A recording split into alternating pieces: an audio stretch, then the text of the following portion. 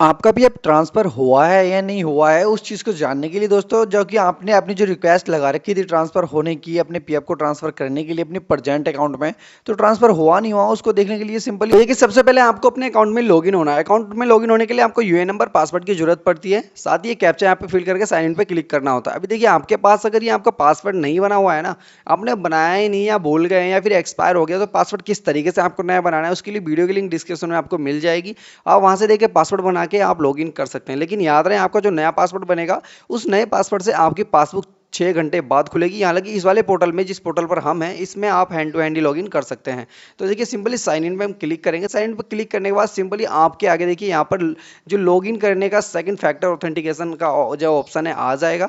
इसमें आपके register mobile number पर जो आपके पीएफ में रजिस्टर मोबाइल नंबर है उस पर एक ओटीपी जाएगा।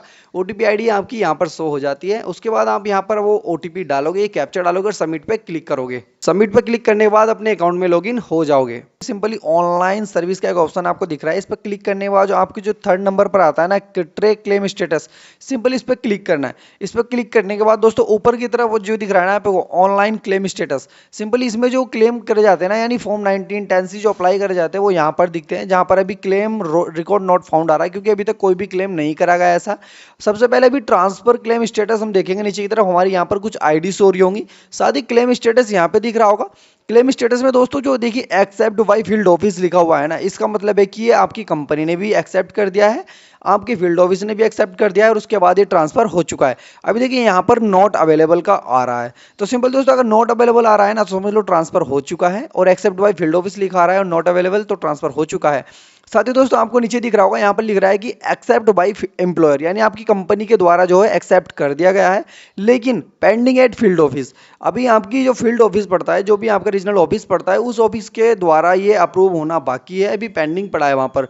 तो आपका जो फील्ड ऑफिस है वो चेक करेगा, उसके बाद इसको अप्रूव करेगा। अभी दोस्तों मैं आपको बता दूं ये जो प्रोसेस होती है, इस प्रोसेस में सबसे पहले जैसे हम रिक्वेस्ट लगाते हैं तो रिक्वेस्ट लगाने के साथ ही यहाँ पर शो होता है कि pending with employer, pending with employer यहाँ पर शो होता है। जब आपका कंपनी इसको अप्रूव कर देती है तो पेंडिंग विद एम्प्लॉयर से हटके यहाँ पे एक्सेप्ट बाय एम्प्लॉयर आ जाता है। उसके बाद यहाँ पर पेंडिंग एट फील्ड ऑफिस आता है, यानी आपकी कंपनी के द्वारा ये अब अप्रूव कर दिया गया है। अब आपकी इसका जो फील्ड ऑफिस है इसको अप्रूव करेगा, उसके बाद ही आपका पैसा सक्सेसफुली नॉट अवेलेबल जैसे शो होगा इन सब में, ये जो यहाँ पे आ रहा है इन सब में नॉट अवेलेबल शो होगा। उसके बाद आपका जो पीएफ है सक्सेसफुली ट्रांसफर हो जाएगा आपकी प्रेजेंट आईडी में। अभी दोस्तों प्रेजेंट आईडी होती कौन सी है मैं बता दूं, इसका रोल क्या होता है। सिंपली प्रेजेंट आईडी जानने के लिए सिंपली यहाँ पर व्यू पे क्लिक करेंगे, उसके बाद सर्विस हिस्ट्री सेकंड वाला नंबर आता है। यहाँ पर क्लिक करने के बाद यहाँ पे जो अकाउंट नंबर है ना यहाँ पर दिख रहा है आपको, अकाउंट नंबर को यहाँ पर मैक्सिमम आपको कर लेना। मैक्सिमम करने के बाद जितनी भी आपकी आईडी होगी ना सारी शो हो जाएंगी। अभी आईडी शो होने के बाद सबसे लास्ट में जो आपकी आईडी है ना दोस्तों, ये आपकी प्रेजेंट आईडी रहेगी। अभी जो हम क्लेम करते हैं ना, एक बात का ध्यान रखना है, जब भी हम ट्रांसफर की रिक्वेस्ट लगाते हैं, ट्रांसफर की रिक्वेस्ट लगाने से पहले इन सब में अपनी जो रिजाइन डेट चेक कर लेनी है अपनी प्रेजेंट कंपनी को छोड़ के। प्रेजेंट कंपनी में हो या ना हो इस ये बात की बात है, लेकिन पहले जो ऊपर की कंपनी है ना इन सब में आपको चेक कर लेना है।